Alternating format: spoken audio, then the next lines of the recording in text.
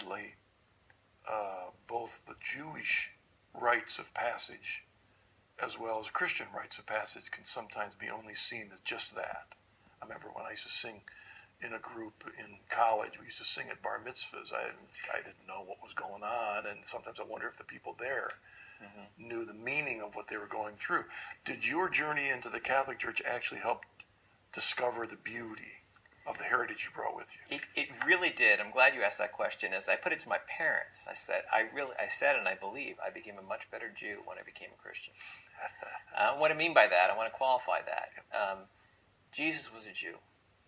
Mary was a Jew. Joseph was a Jew.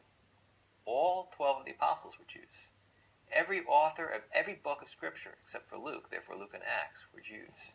Now I say that not because Jews are any better or different, but you got to recognize the roots of the faith and the lens through which the original audience of the Scripture was reading this.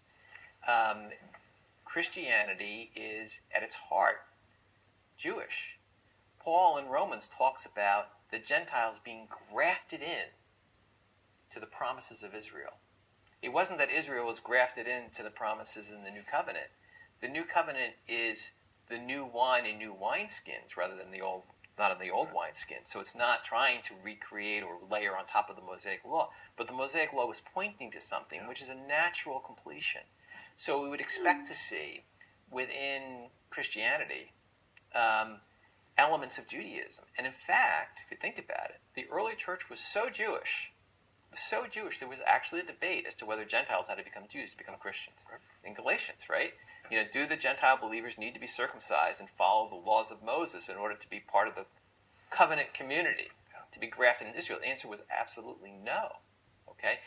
Ironically, we've come full circle, and there are historical reasons for it we can talk about. Ironically, today, sadly, for a lot of people, a legitimate question is, if a Jewish person comes to Christ, do they have to cease to be a Jew to become a Christian? You see how we've come complete full circle? And the answer to that is no, too. Although there was a period of time where I think as a reaction to Judaizing in the early church years, where there was an intentional divergence, I think, in practice between Jewish ceremonial observances and Christianity. But the Jewish roots of the faith, which I really started exploring in earnest as I became a believer, are extraordinary.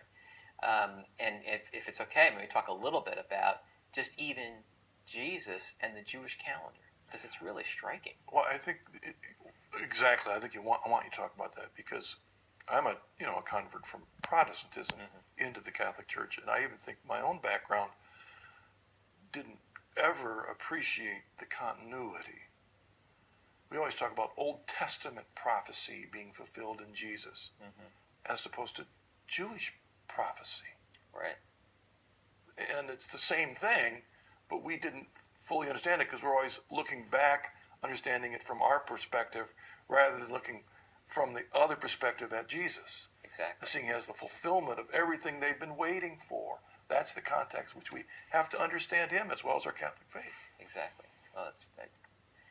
Well, that's a perfect segue to this. So if you go back to the Hebrew Scriptures, God told the Jews, that the first month of the year was to be the month we now call Nisan, which is the month in which the Passover occurs.